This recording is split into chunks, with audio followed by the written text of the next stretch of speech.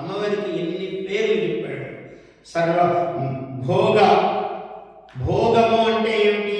ఏది అనుభవించదగినదో అది భోగం. ఏ భోగమైనా అమ్మవారి అనుగ్రహంతోనే ఉండాలి.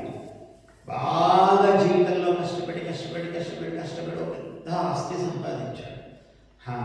ఇప్పుడు ఇంకా హాయిగా కూర్చొని తినవచ్చు, తిరిగే పని లేదనుకుంటే నువ్వు స్వీట్ తినడానికి లేదు, ఎక్కువ గట్టిగా మాట్లాడడానికి లేదు, బీపీ షుగర్ వాడన్నీ డాక్టర్ పెద్ద లిస్టులో చెప్తాడు. అట్టగారు డాక్టర్ గారు కొంచెం ఏదన్నా అంటే నువ్వు తినాలి అని అంటే ఇంకో ఇన్ని మాత్రలు ఇవి తీసుకోవాలి ఇస్తాడు, పెద్ద లిస్టు. డాక్టర్ చెప్పేటప్పుడు కూడా చాలా మృదువుగా చెప్తారు, జస్ట్ యూ ట్రై అంటాడు. ఇది దీంతో ఇది పోతుందని చెప్పాడు. ఆయన కూడా చాలా జాగ్రత్తగా చెప్తారు డాక్టర్లు ఎప్పుడైనా కూడా, యూ ట్రై అంటారు. అంటే ఆయన చెప్పిన దాంట్లో ఏం తప్పు లేదు, ప్రయత్నం చేయగలన్నాడు. ఫలిస్తుందని చెప్పాను నేను చెప్పడు. ఎందుకంటే నాయన ఎందుకురా నిరామయం కృష్ణ రసాయనం పిబా అన్నాడు ఒక భక్తుడు.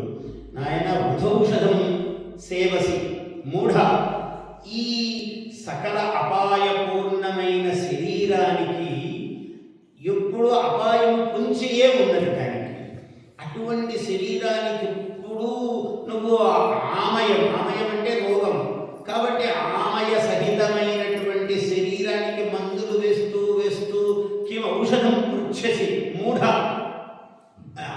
దీనికి మందు అడుగుతున్నావేమిరా కూడా, మందు ఏమున్నది? నిరామయం కృష్ణ రసాయనం పిబా అన్నాడు. నీకు రోగమే లేనటువంటి కృష్ణ అనే నామధేయం, అంబిక, జగదంబిక, కాత్యాయని, గౌరీ, శాంకరి, దిగో ఇవి మందులు.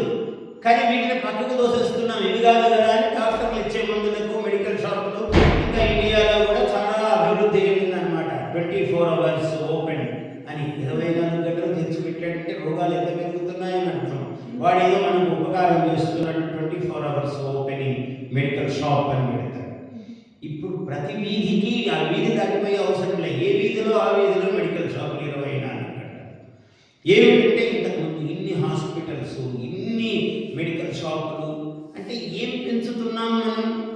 నేను డాక్టర్లను వైద్యాన్ని తప్పుపట్టడం లేదు, కానీ ఏ వైపు ప్రయాణం చేస్తున్నాం? రోగం రాకుండా ఏదో డాక్టర్లే కదా మరి చెప్తారు, prevention is the very important thing than cure. వచ్చాక రోగం నయం చేయడం కాదుగా, రోగం రాకుండానే ముందే ప్రివెన్షన్ చూసుకోవాలన్నారు. అదే అందరు చెప్పారు పెద్దలు.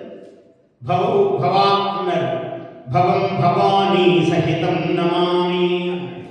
ఆ భవానీ సహితుడైన భవుడు ఏమిటి అంటే, అందుకనే మనకు తీర్థం ఇచ్చేటప్పుడు ఆలయాలలో ఏం చెప్తారు?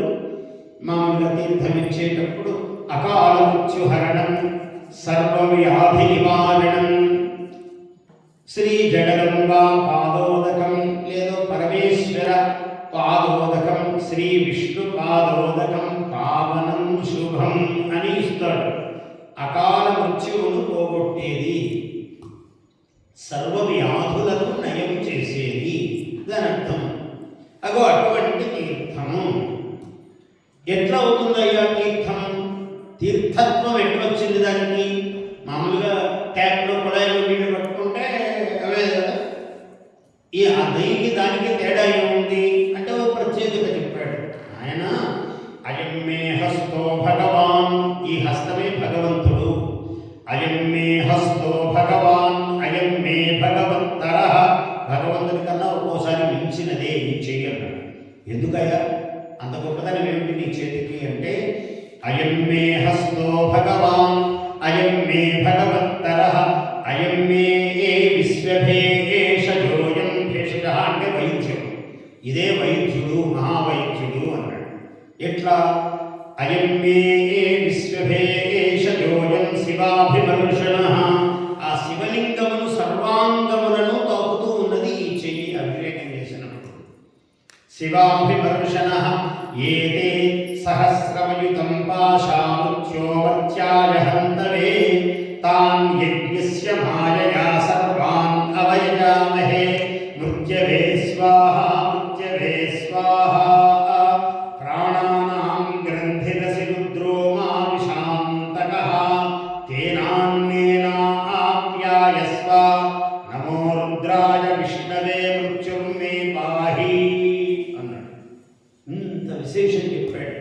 ఈ శివుని యొక్క సర్వాంగములను తాకటము వలన, శివలింగమును తాకటము వలన ఇది విశ్వభేషజమైనది. ఎందుకంటే అసలు భవుడు అంటే ఆయన, భవ వైద్యుడు అంటే ఆయన. అందుకే వైద్యనాథేశ్వరుడు ఆయన, అమ్మవారు వైద్యనాథేశ్వరి. ఆయనలో ఉన్నటువంటి శక్తి అమ్మవారు. ఇది ఉంది కాబట్టి వైద్యనాథేశ్వరుడు కాబట్టి ఈ శివ సర్వాంగముల యందు తాకినటువంటి ఈ చేయి నీకు ఆశీర్వచనమిచ్చిన, ఆ శివ పాదోదకము తీర్థమిచ్చిన, అక్షతలు వేసిన ఇంత ప్రభావం ఉంది నాయన దీనిలో అని చెప్పాడు. Please subscribe to our YouTube channel. Like and share this video.